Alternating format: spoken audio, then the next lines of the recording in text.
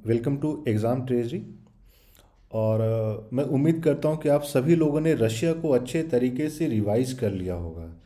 और हम लोगों ने आप लोगों के साथ रशिया का क्वेश्चन भी भेजा था। आप लोगों ने देख ही लिया है कि रशिया से किस तरीके के क्वेश्चंस पूछे जाते हैं। तो इसलिए इम्पॉर्टेंट है कि हम लोग एक टॉपिक को अच्छे ढंग से कंप्लीट करते चले जाएंगे। और आप लोग अपना पर्सनल एक्सपीरियंस भी आप लोगों को शेयर करना है। Personal experience in terms of कि कहीं पे अगर कोई दिक्कत आ रही है तो वो आप लोग मुझे बताइएगा, किसी टॉपिक में दिक्कत आ रही है तो वो आप लोग मुझे बताइएगा। अभी हम लोगों का पहले पूरा फोकस होगा कि हम लोग फॉरेन कंट्रीज़ को अच्छे ढंग से इस कंप्लीट कर लें। इसके बाद जो है फिर हम लोग इंग्लिश और रीजनिंग पे भी जाएंगे। इसके लिए ये इम्पॉर्टेंट है कि जो भी इंग्लिश एंड रीजनिंग के प्रैक्टिस सेट्स आप लोगों को दिए जा रहे हैं, आप लोग वो सारे प्रैक्टिस करते चलिए। सो आई एज्यूम आप लोगों ने रशिया को अच्छे तरीके से कंप्लीट कर लिया है।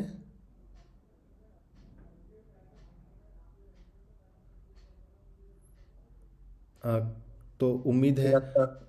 हाँ। तो ठीक है।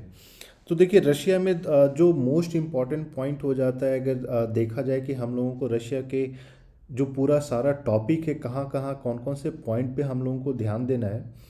तो एक जो टॉपिक होता है वो है वहाँ के जो रूलर्स हैं, जो मान लीजिए वहाँ की जो डायनेस्टीज़ है, तो डायनेस्टीज़ को देख लेना है।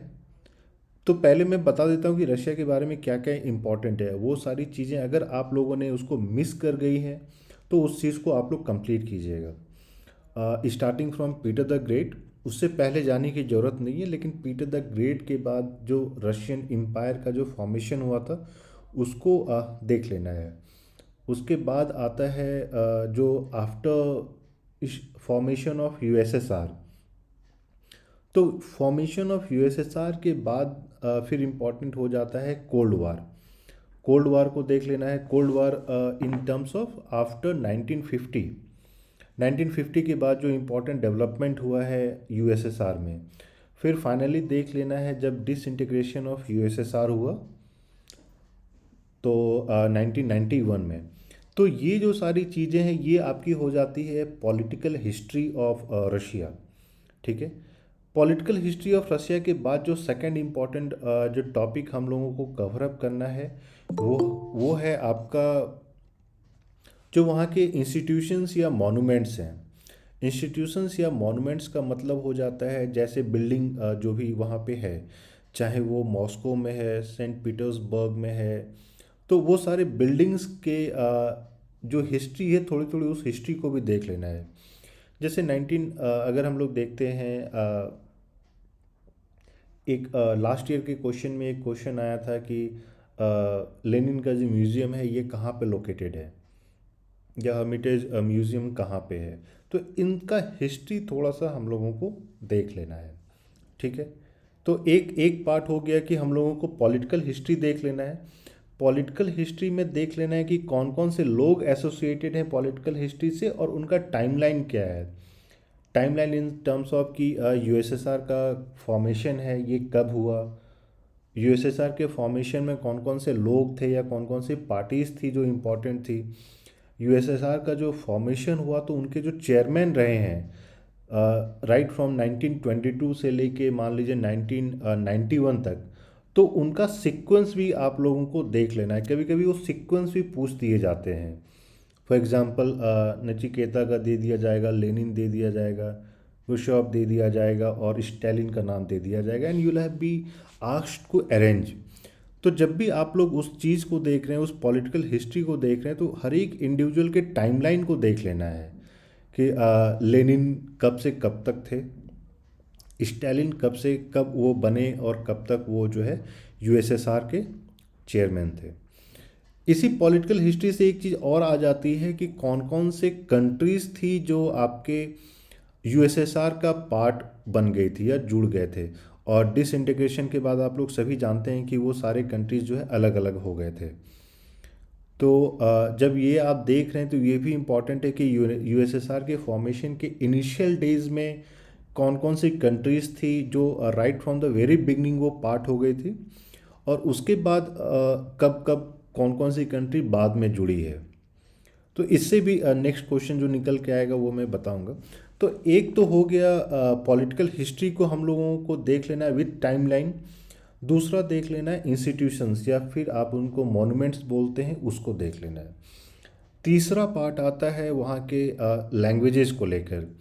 लैंग्वेज में हम लोगों को देख लेना है कि उनकी स्क्रिप्ट क्या है, स्क्रिप्ट का ओरिजिन क्या है। अगर मान लीजिए बहुत सारी ऐसी कंट्रीज होते हैं जिनका स्क्रिप्ट चेंज होते रहता है, तो वो चीज़ भी हम लोगों को देखना है।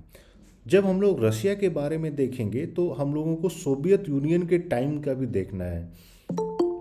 फॉर एग्जांपल अगर कजाकिस्तान है, तो कजाकिस्तान अब क्योंकि वो सोवियत यूनियन का पार्ट रहा है, तो उसको भी हम लोगों को देखना है। अगर हम लोग तुर्कमेनिस्तान की बात कर रहे हैं तो उसको भी थोड़ा सा देख लेना है कि उनकी स्क्रिप्ट क्या है, वहाँ पे कौन सी लैंग्वेज बोली जाती है। ठीक है, तो जो भी स्क्रिप्ट है रशिया का या फिर जो फैमिली ऑफ लैंग्वेज है, उसको हम लोगों को देखना है। तो ये थर्ड पॉइंट हो गया जो कि बहुत ज़्यादा सिग्निफिकेंट हो जाता है। अब फोर्थ पॉइंट पे अगर आते हैं जो कि इम्पॉर्टेंट है, वो हो जाता है आपका ज्योग्राफी ऑफ रशिया।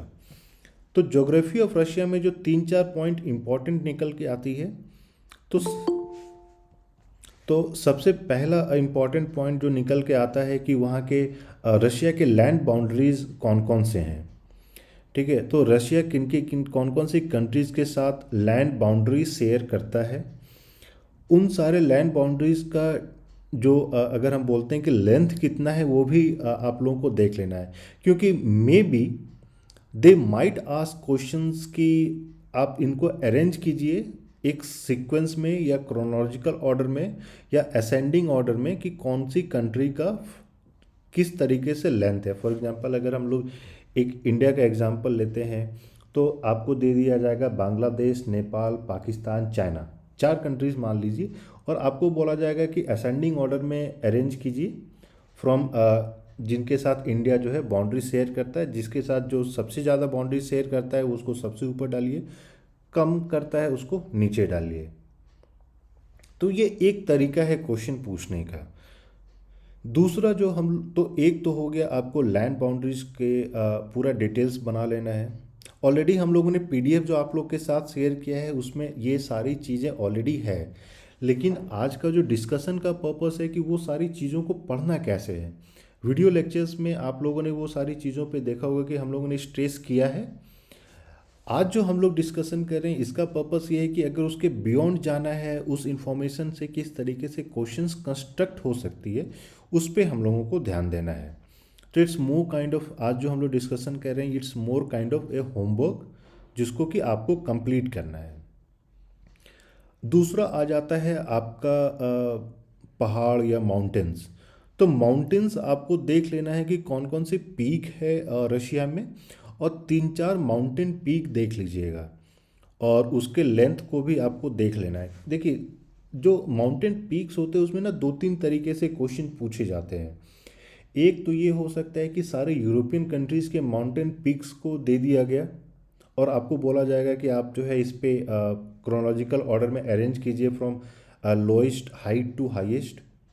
ठीक है, एक तो वो हो सकता है। दूसरा तरीका ये भी हो सकता है कि मान लीजिए एक लैटिन अमेरिका में या एक अर्जेंटीना का माउंटेन दे दिया गया, एक जापान का माउंटेन दे दिया गया, एक चाइना का माउंटेन, एक रशिया का माउंटेन, और उन सारे का हाइट आपको बताया नहीं है, आपको बोल दिया गया कि अरेंज करने के लिए।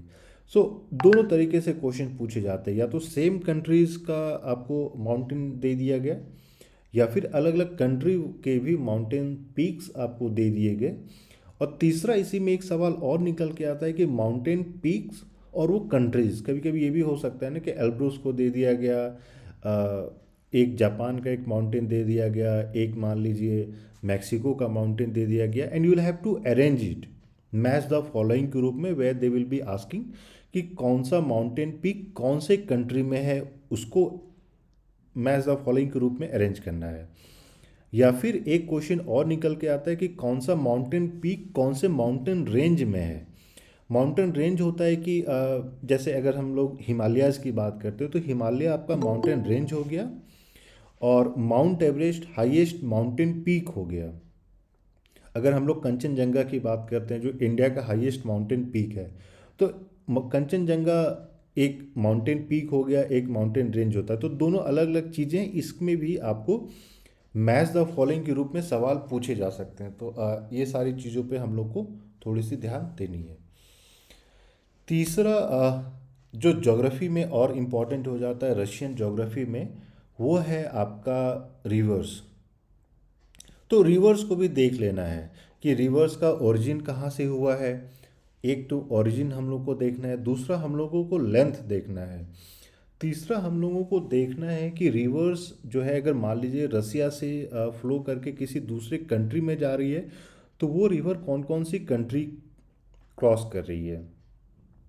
चौथा हम लोगों को देख लेना है कि वो रिवर कौन से वाटर बॉडीज़ में जाके मिल रही है। For example are they meeting Caspian Sea और are they meeting Red Sea, Dead Sea, जो भी सी है, तो उस चीज़ को आप लोगों को देख लेना है।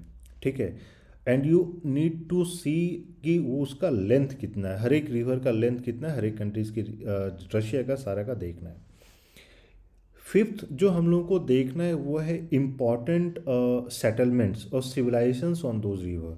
सेटलमेंट का मतलब ये हो गया कि सेंट पीटरबर्ग कौन से रिवर पे लोकेटेड है, या मॉस्को कौन से रिवर पे लोकेटेड है। क्योंकि अगर एक रिवर, मान लीजिए हम लोग वोल्गा की बात करते हैं कि वोल्गा जो है यूरोप का लॉन्गेस्ट रिवर है, तो उसमें आपको दे दिया जाएगा कि वोल्गा रिवर पे कौन कौन सी सिटी लोकेटेड है।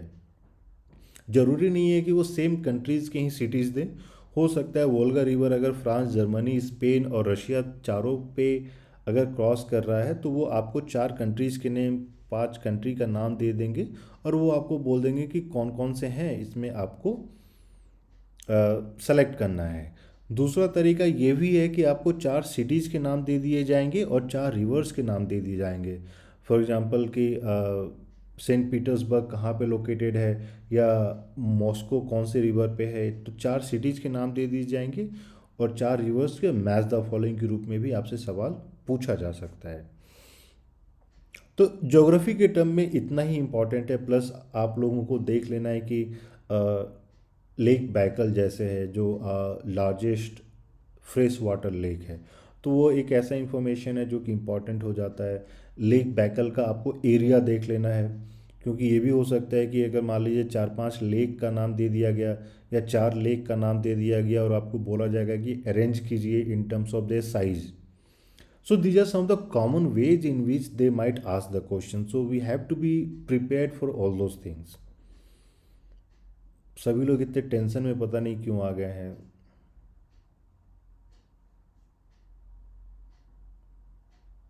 अरे भाई साहब, ये सारी चीज़ें ना 5 मिनट का काम है, इसमें ज़्यादा समय आप लोगों को नहीं लगेगा करने में। और ये जो हम लोग अभी डिस्कशन कर रहे हैं, इसको आप नोट डाउन करते चले जाइएगा। अगर नोट डाउन नहीं कर पा रहे हैं तो कोई बात नहीं है, इसका हम लोग ने ये भी प्लान किया है कि जितने लोग हैं, जितने भी स्टूडेंट्स हैं, हम लोग सेपरेटली ये सारे इन्फॉर्मेशन आप लोगों को देंगे। लेकिन हम लोगों के देने से पहले इसका पीडीएफ आप लोगों को प्रोवाइड करने से पहले ये अच्छा होगा कि आप लोग खुद से उन सारी चीज़ों को सर्च कीजिए। थोड़ा सा आप सर्च कीजिएगा ना, so believe me it will be easier for you to recall all those things. नहीं तो बनी बनाई चीज़ें तो आपको दी ही जाएगी, बट देन शायद वो याद करना पड़ेगा आपको। लेकिन आप लोग खुद से सर्च कीजिएगा तो आसानी हो जाएगी। ठीक है। तो ज्योग्राफी में इतना ही करना है, इससे ज़्यादा नहीं करना है। हाँ, तो ये तो हो गया। अब आते हैं जो नेक्स्ट इम्पॉर्टेंट सेक्शन हो जाता है रशिया में, वो है आपके जो पर्सनालिटीज़ हैं। तो पर्सनालिटीज़ में एक तो आपको पॉलिटिकल पर्सनालिटीज़ का लिस्ट बना लेना है, और दूसरा है आपको जितने, जैसे मान लीजिए नोबेल प्राइज़ विनर्स हैं, तो जिन लोगों को लिटरेचर में नोबेल प्राइज़ मिला है उसको देख लेना है। या फिर मान लीजिए जितने लोगों को साइंस में नोबेल प्राइज़ मिला है, उन लोगों के नाम देख लेने हैं। तो पीडीएफ जो आप लोगों को दिया गया, already we have included the names और नोबेल प्राइज़ विनर्स। उसके बाद देख लेना है कि जो इम्पोर्टेंट साइंटिफिक डिस्कवरी हुई है उसको देख लेना है। जो जो रसिया या रशियन ओरिजिन के इम्पोर्टेंट आप बोल सकते हैं जो राइटर्स रहे हैं, आइदर जो मान लीजिए जो नॉवेल्स लिखते हैं, जो पॉलिटिकल एक्टिविस्ट होते हैं इन फॉर्म ऑफ राइटर्स, तो उनको भी बुक, उनके कौन कौन सी इंपॉर्टेंट बुक है उसको भी आप लोगों को देख लेना है। ठीक है। तो अब आते हैं नेक्स्ट पे, जो इम्पोर्टेंट हो जाता है, जिसको आप बोल सकते हैं कि एक थोड़ा सा मिसलेनियस काइंड ऑफ सेक्शन हो जाता है, जहाँ पे सिग्निफिकेंट नहीं है लेकिन अक्सर क्वेश्चंस पूछे जाते हैं। तो एक हो जाता है, फॉर एग्जांपल आप लोगों को पता होगा सोची में 2014 में विंटर ओलंपिक्स होस्ट किया गया था। तो सोची एक रशियन सिटी है जहाँ पे विंटर ओलंपिक्स होस्ट किया गया था।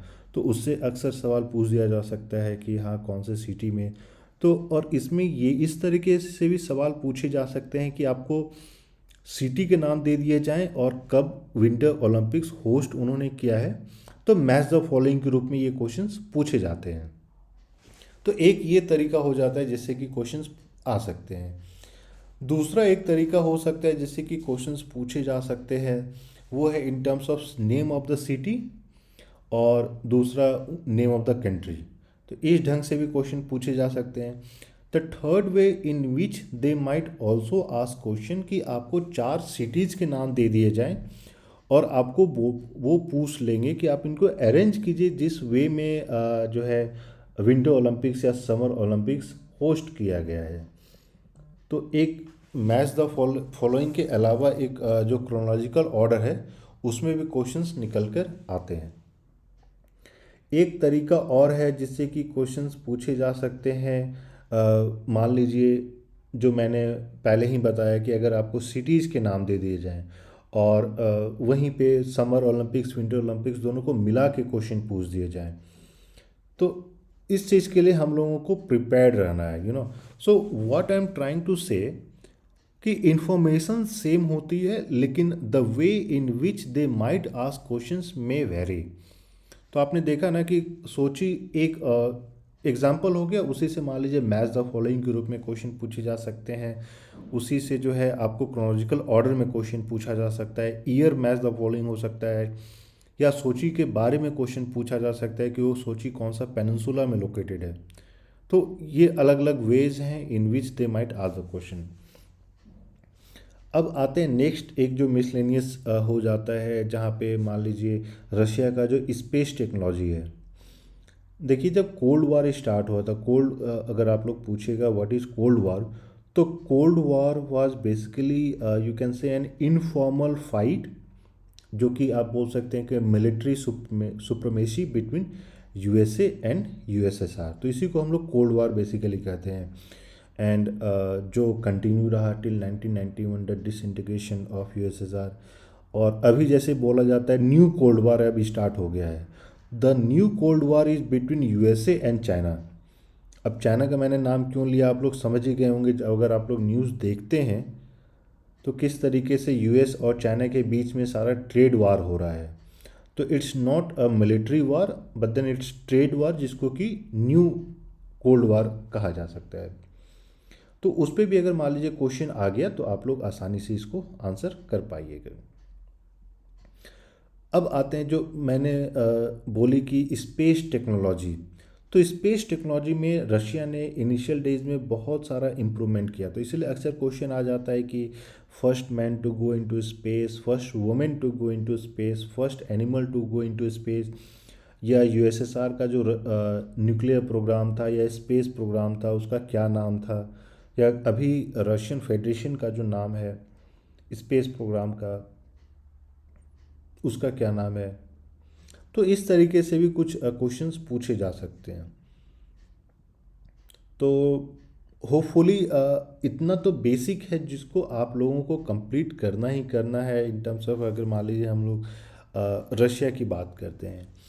दूसरा वहीं जो इम्पोर्टेंट हो जाता है जिसको आप लोगों को, जो मैंने बोला कि सारे बुक्स एंड ऑथर्स, जितने भी बुक्स एंड ऑथर्स हैं हम लोग इसका आपको प्रोवाइड करेंगे सेपरेटली पीडीएफ। एक बार जब सारी कंट्री हम लोग कंप्लीट कर लेंगे तो इंडिविजुअली हर एक कंट्रीज़ का एक जैसे हम लोग वो बना लिए हैं जहाँ पे सारे कंट्रीज़ के बुक्स एंड ऑथर्स प्रोवाइड करेंगे।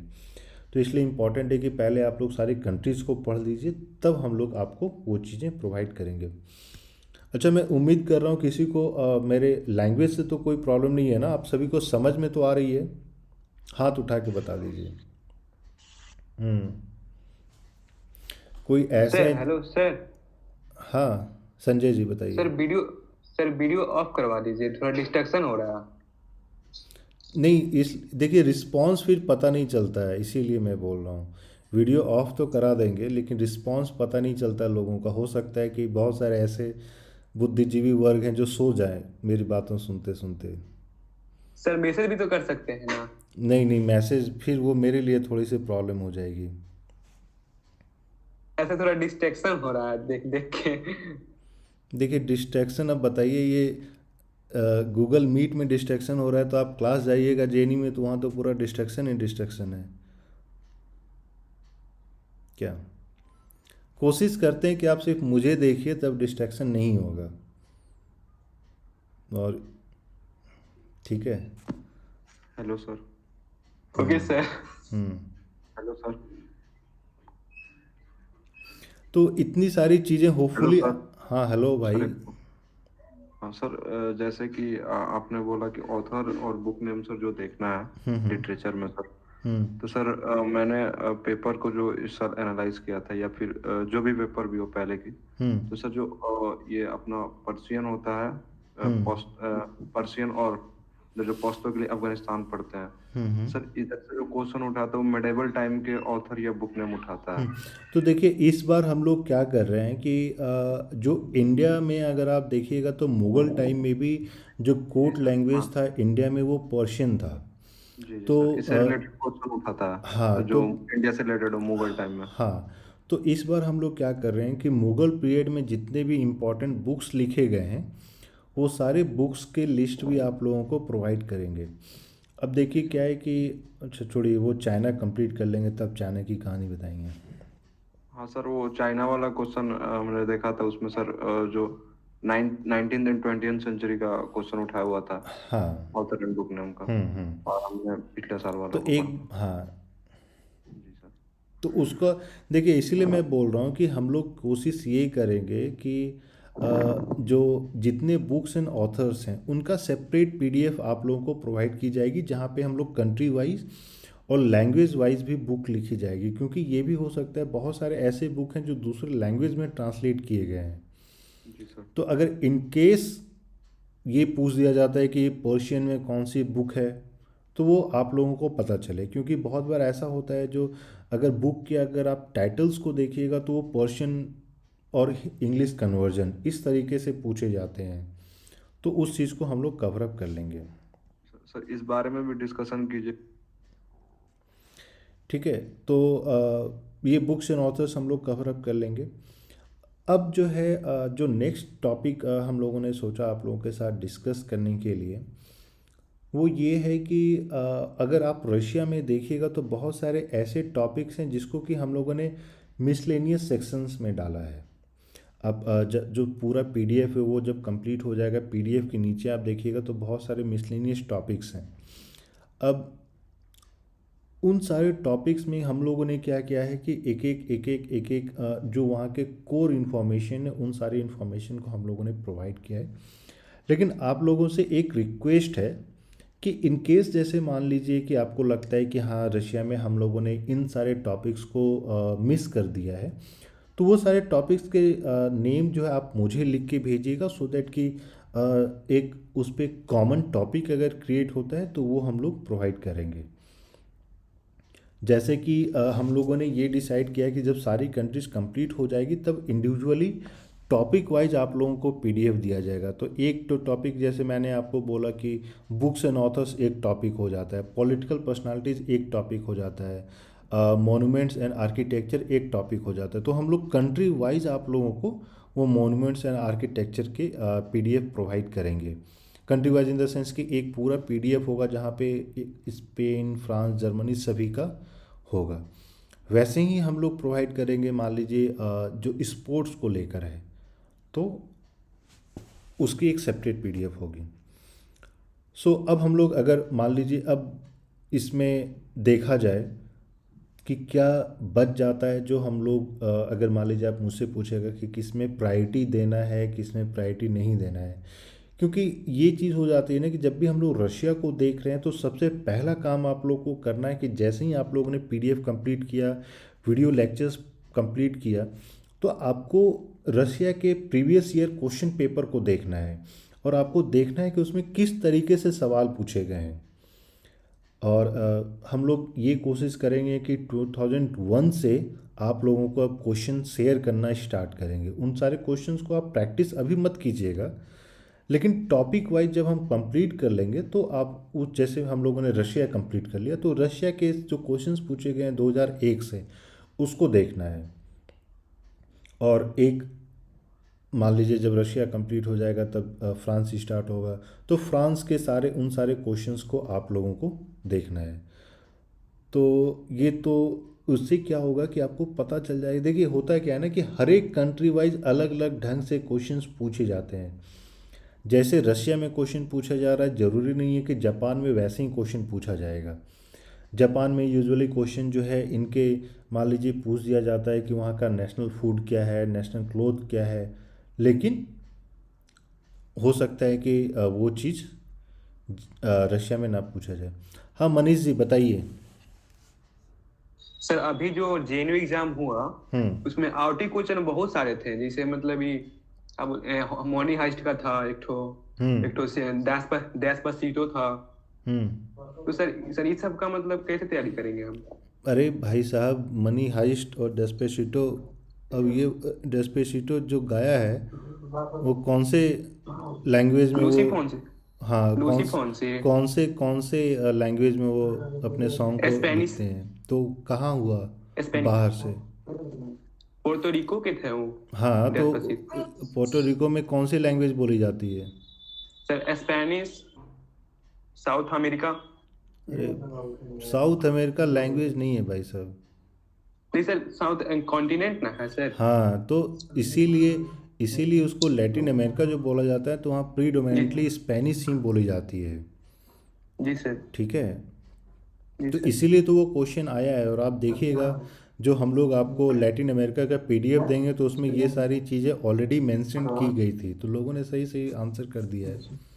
जी सर। तो सर हम लोग पहले से प्रिपरेशन नहीं किए थे, हम लोग को मालूम नहीं था ऐसा कि क्वेश्चन आएगा, आउटी क्वेश्चन। कोई नहीं, अब तो जो हो गया, अब टेंशन नहीं लेना है। जी सर। जी सर। हम्म। तो सर पहले से मतलब कुछ और भी जरा प्रिपरेशन मतलब अच्छे से करा दीजिए। हाँ इसी के लिए तो हम बैठे हुए हैं। जी सर। ठीक है चलिए। Thank you sir. अच्छा, और जिसको जिनको कुछ कुछ अब क्वेश्चन पूछना है तो वो लोग, आप लोग आपके मन में कुछ क्वेश्चन है जो आप पूछना चाहते हैं। देखिए एक चीज़ आप लोग हमेशा ये देख लीजिएगा कि जेएनयू का कोई फिक्स सिलेबस नहीं होता है। इसीलिए जब अभी हम लोग डिस्कशन कर रहे थे, मनीष जी ने बोला कि sir question out of context आ गया, तो वो क्वेश्चन आउट ऑफ कॉन्टेक्स्ट नहीं था। अभी मैंने क्या बोला कि जब हम लोग रशिया देख रहे हैं तो रशिया से जुड़े जितने जो कंट्रीज़ थे, यूएसएसआर से जुड़े जितने कंट्रीज़ थे, उसको भी देख लेना है। हाँ यस जी बताइए। हाँ सर, मैं बोल रहा था कि लास्ट ईयर जैसे मतलब लास्ट प्रिपरेशन किया था तो हम लोग का जो प्रिपरेशन काफी लेट खत्म हुआ था हम्म। एग्जाम से कुछ समय हम्म। पहले। इस बार कब तक खत्म हो जाएगा? मतलब लास्ट ईयर मैंने एक वीडियो देखा था आपका, हम्म। जिसमें उसमें जय मालिस ने बोला था कि एक महीने पहले या एक हफ्ते पहले हम्म। सारा नोट्स मिल जाने चाहिए। इस बार आपने क्या इस चीज को ध्यान में रखा है? देखिए इस बार हम लोगों ने सोचा है कि मार्च से अप्रैल तक में ख़त्म कर देंगे, लेकिन देखिए दिक्कत क्या होती है। आप देखिएगा जो लास्ट ईयर का कुछ ही ऐसे पार्ट थे जो कि हम लोगों ने लास्ट में दिया था।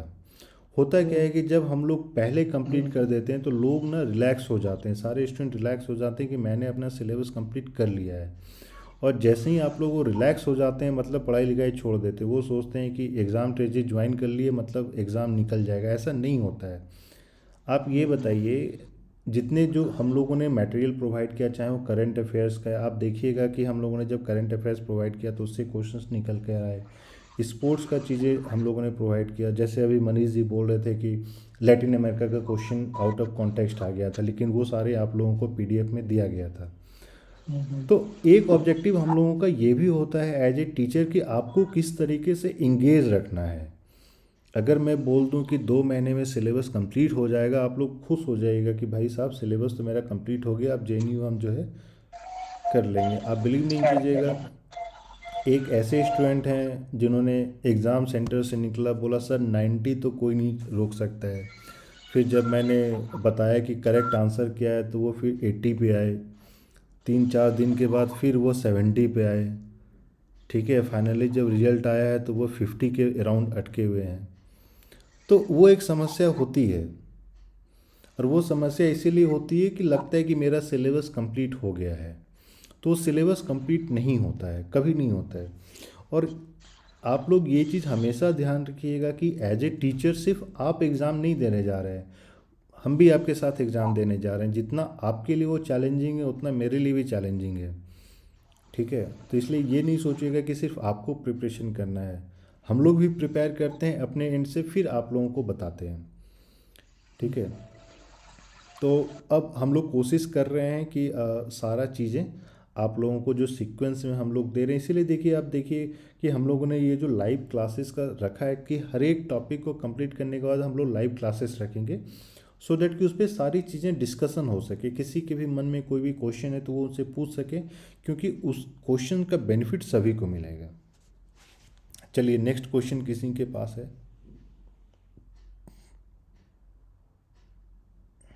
आर्यन रेड्डी जी का कहना है कि बोर्ड चल रहा है, अभी उतना ध्यान नहीं दे पा रहे हैं।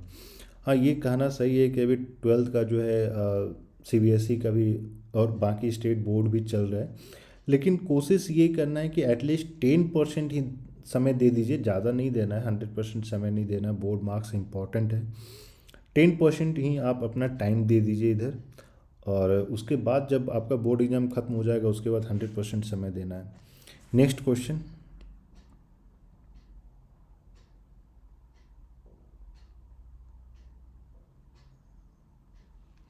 किसी के पास कोई क्वेश्चन नहीं है अब?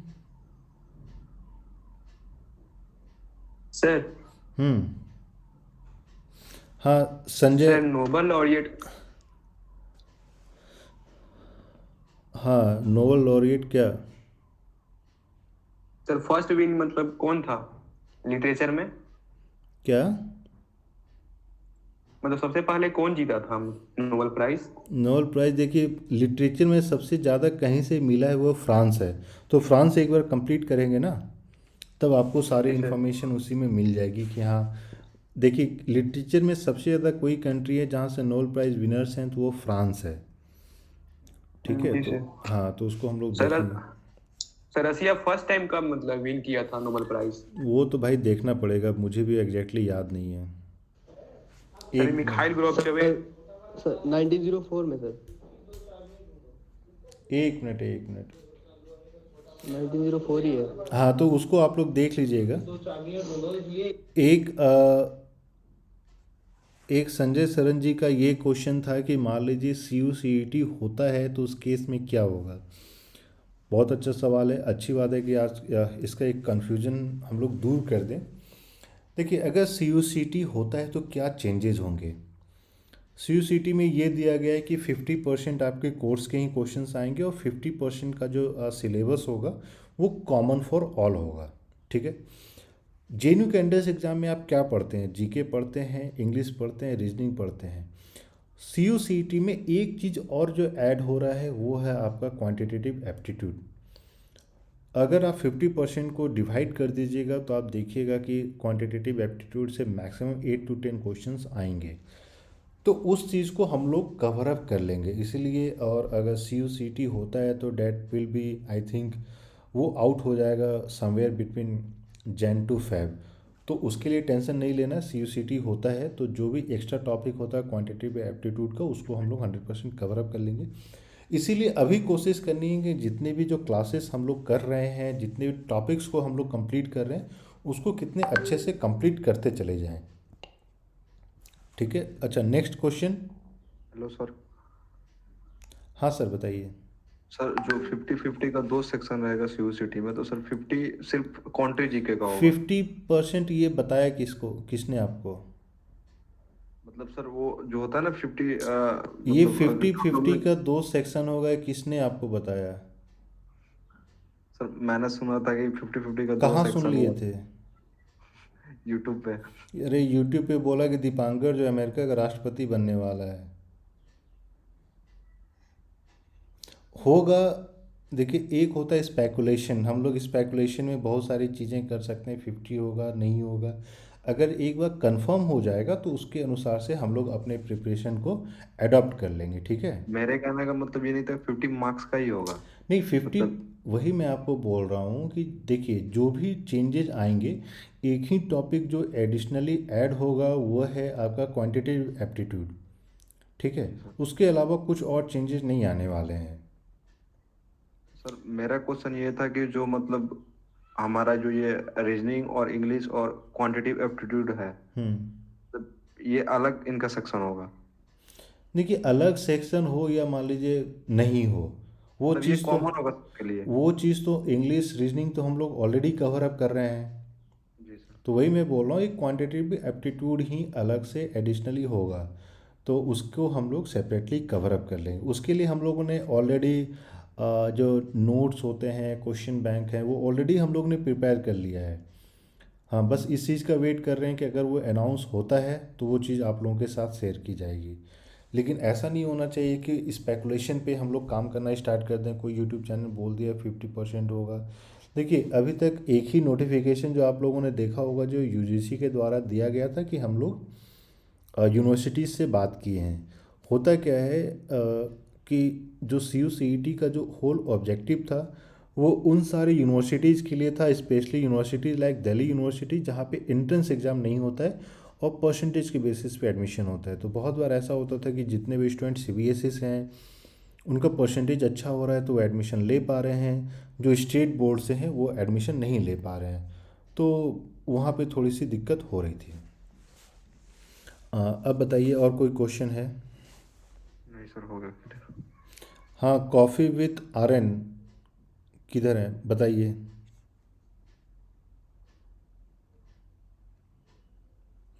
कॉफ़ी विथ आर एन,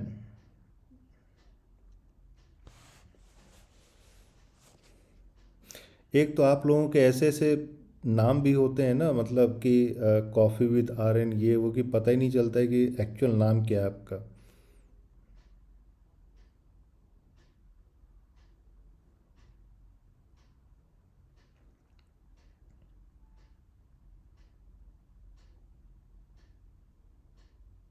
अच्छा चलिए, कॉफ़ी विथ आर एन, अभी कॉफ़ी पी रहे हैं आप लोग। कोई और हैं जो जिनके पास कोई क्वेश्चन है तो आप अपना क्वेश्चन पूछ सकते हैं।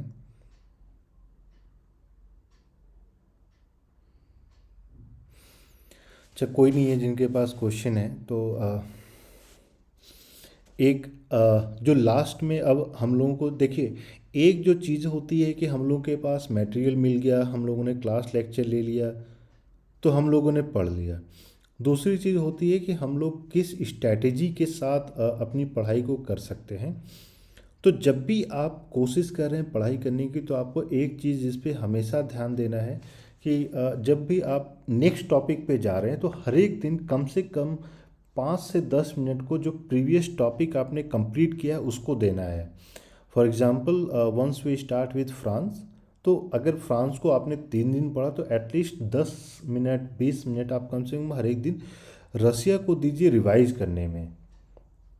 वो इम्पॉर्टेंट हो जाता है, क्योंकि अगर आप वो नहीं दीजिएगा तो कहीं ना कहीं वो मिस कर जाइएगा।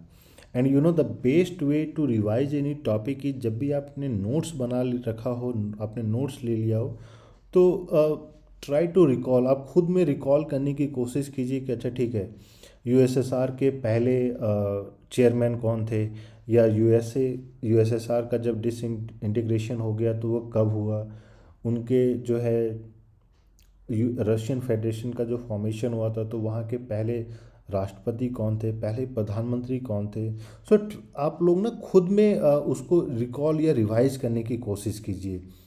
उससे क्या होगा कि जहाँ पे आप लोगों ने मिस किया, कोई चीज़ें याद नहीं आई, तो उस चीज़ को देख लेना है कॉपी में, नोट्स में, फिर आगे बढ़ जाना है। इससे क्या होगा कि 10 से 20 मिनट में आपका टोटल जो है कंप्लीट हो जाएगा।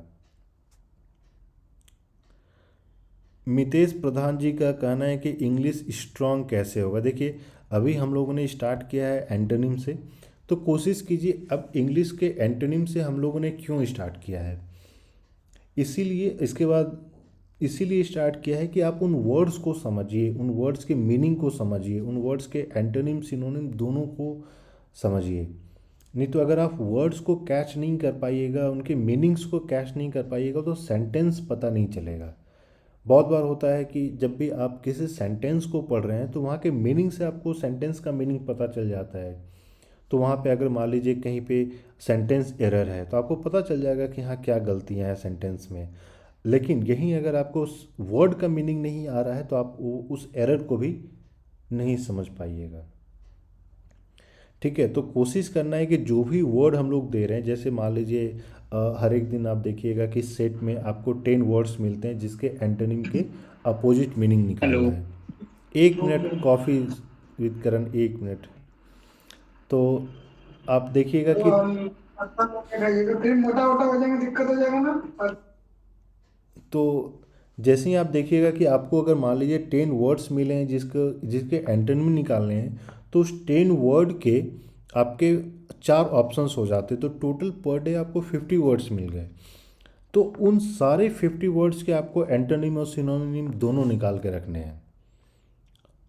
ठीक है, तो उससे क्या होगा कि उससे रिलेटिव भी अगर मान लीजिए क्वेश्चन पूछे जा रहे हैं तो एटलीस्ट पर डे अगर आपका 50 वर्ड कंप्लीट हो रहा है तो over the period of let's say 4 month, अब 30 डेज में मान लीजिए 20 डेज भी हो रहा है, 80 सेट्स हो रहे हैं, तो 80 इंटू 50 यानी 4000 वर्ड्स आपके कंप्लीट हो रहे हैं।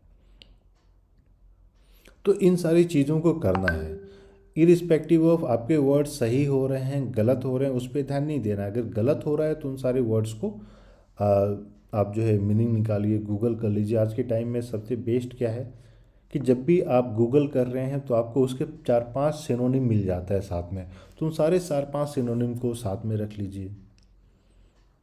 और आगे चल के आप लोगों को हम लोग एंटोनिम सिनोनिम अल्फ़ाबेट के क्रोनोलॉजिकल ऑर्डर में भी देंगे, ए का एंटोनिम सिनोनिम, बी का एंटोनिम सिनोनिम, तो उस पर भी हम लोग काम करेंगे।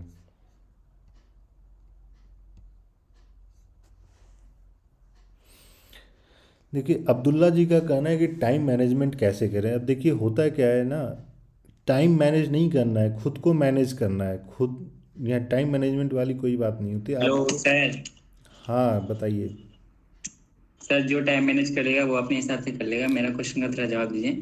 जैसे सर मैप के बारे में आप डिटेल दे रहे हैं, कुछ ऐसा मुझे एक चीज समझ में नहीं आया, सेंट पीटर्सबर्ग, मुझे ये नहीं पता था कि एक जगह या रशिया में है ऐसा कुछ। बट मुझे थोड़ा डिटेल मतलब मैप के बारे में किस जगह कहाँ पे है, वो कहाँ चीज, वो थोड़ा सा फुल्ली अगर आ जाता है ना तो दूसरी जो आप चीज पढ़ाएंगे वो ऑटोमेटिकली अपने आप मुझे समझ में आ जाएगा। मेरा ये था जो मतलब मैं इतना मतलब मैप के ज्यादा ध्यान नहीं दिया हूँ, लेकिन थोड़ा सा आप मुझे ये कर सकते हैं। अच्छा ठीक है, तो एक काम करते हैं हम लोग कि पहले सारे इंडिविजुअल हर एक जो क्लस्टर 1 के कंट्रीज़ हैं, रशिया, फ्रांस, जर्मनी, स्पेन, इन सारे को कंप्लीट कर लेंगे। इसके बाद फिर पूरे यूरोपियन कंट्रीज़ का जो भी मैप का इशू है उसको हम लोग एक साथ सॉल्व कर लेंगे। उससे क्या होगा कि आपको बॉर्डर्स भी पता चल जाएगा, रिवर्स भी पता चल जाएगा, माउंटेन पीक्स भी पता चल जाएगा। ठीक है कॉफ़ी जी।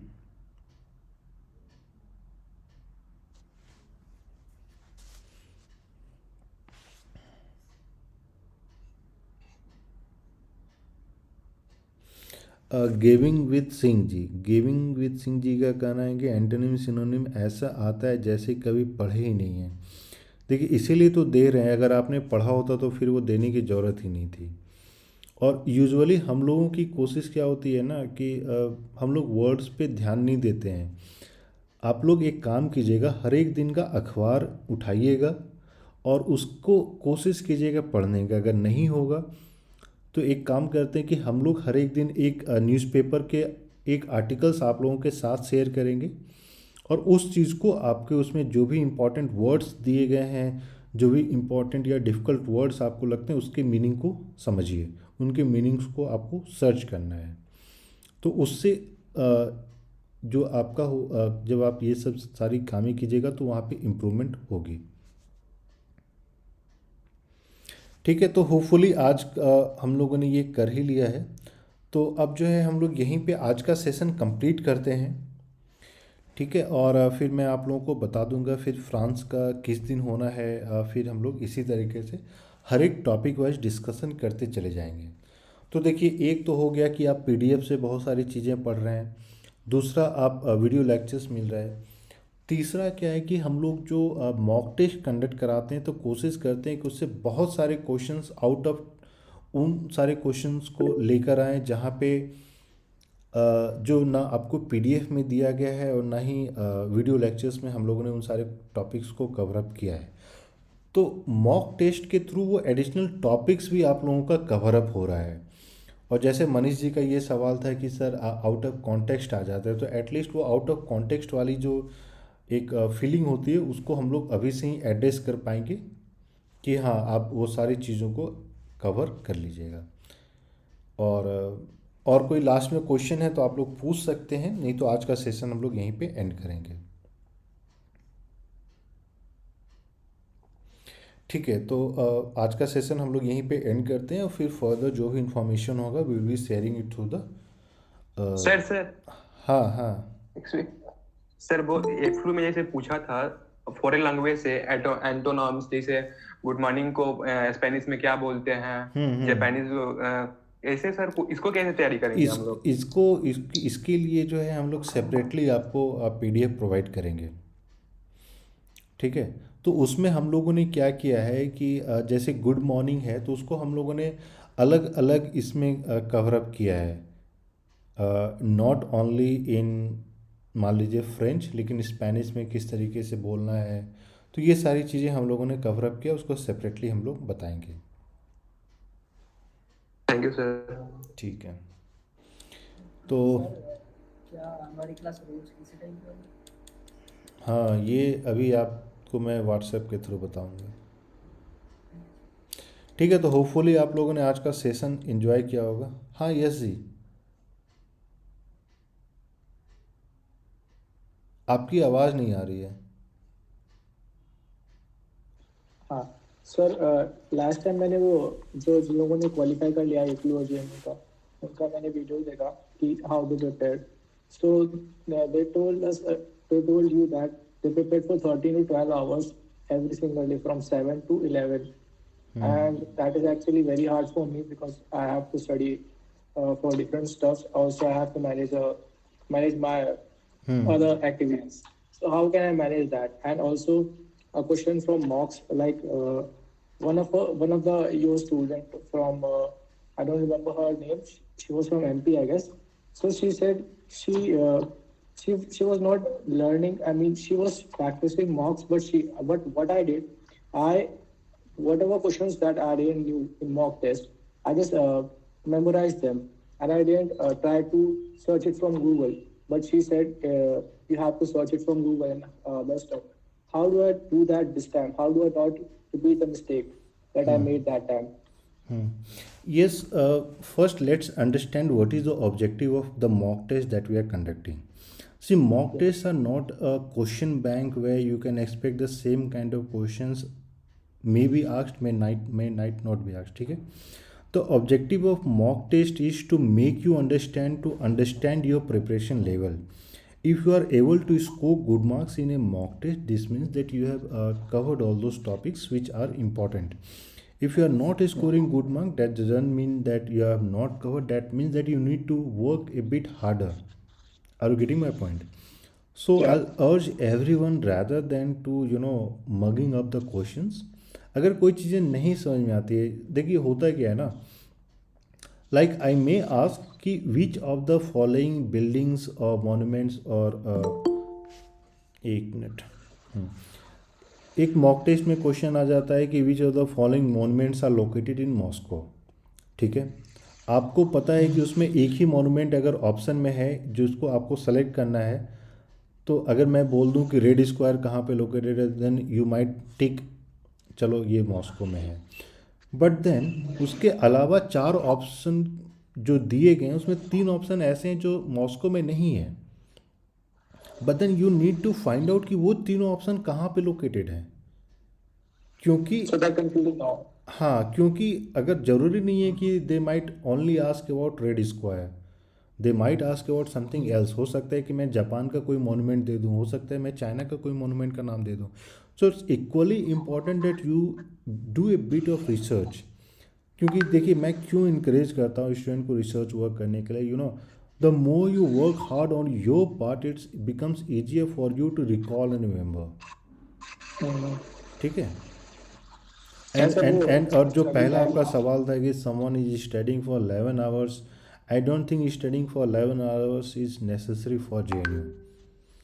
ठीक है। या सर, हाँ आपको दैट एक्चुअली देख स्केयर्ड मी बिकॉज़ हाँ I can't study for 11 hours. हाँ आपको देखना है कि किसी चीज़ को कंप्लीट करने के लिए मुझे कितना समय लगता है।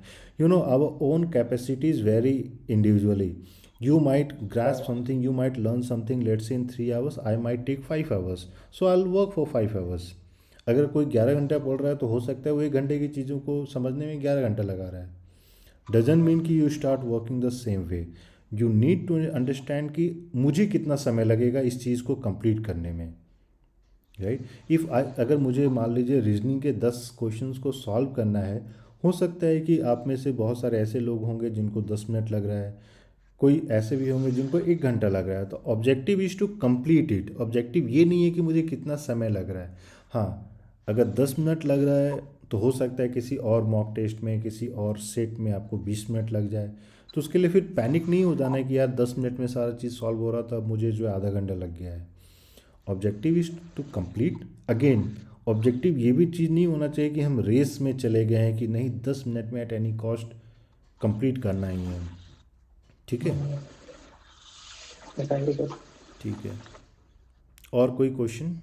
देखिए इवेंचुअली ग्रेजुअली आज जैसे पहला लाइव क्लास था, डिस्कशन क्लास था, तो बहुत सारे ऐसे क्वेश्चंस होंगे जो आपके मन में आ रहे होंगे लेकिन किसी कारणवश आपने नहीं पूछा हो। लेकिन जब नेक्स्ट क्लास में हम लोग आएंगे तो कोशिश कीजिएगा कि आप वो सारे क्वेश्चंस को पूछिए। आपके मन में जो भी क्वेश्चन आता है, irrespective of whatever language you want to use. अगर मुझे बांग्ला आती है, हिंदी, भोजपुरी, ठीक है, इंग्लिश, इन सारे लैंग्वेज में मैं आंसर दे दूंगा। अगर मान लीजिए कोई ऐसे हैं जो तमिल में पूछना चाहते हैं, will get it converted into English और Hindi, but objective is that you ask. ठीक है। तो और जब भी आप लोग अब नेक्स्ट टाइम से जब भी लाइव क्लासेस हो गए हेलो। ना, तो एनर्जी के साथ आना है। ऐसा लग रहा है कि पता नहीं मैंने क्या बता दिया, सारे लोग टेंशन में आ गए हैं। हाँ नहीं ऐसे नहीं बताइए, बोलिए। कॉफ़ी विद सर, मैंने आरएन। जो कहा ये कीजिएगा। क्या चीज़? अच्छा, 1 मिनट। मैंने एक आपको पहले क्वेश्चन। तुमको ही हेलो। बोला था, और अगर नहीं हुआ तो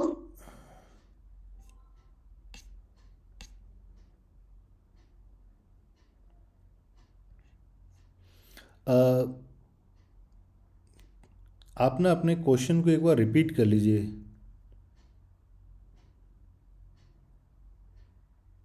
कॉफ़ी विद तो आर। सर मैंने मैप के बारे में बोला था आपको, हाँ, जो तो मैप के बारे क्लिक में तो मैंने सेपरेट। बताया ना कि एक बार सारे जो क्लस्टर 1 के कंट्रीज हैं उसको हम लोग कंप्लीट कर लेंगे, तो उस पूरे मैप को हम लोग एक साथ देखेंगे। उसमें क्या है ना कि फिर आपको इंडिविजुअल कंट्रीज के बीच में वो रिलेशन जिससे कि क्वेश्चंस निकल के आते हैं वो भी क्लियर हो जाएगा।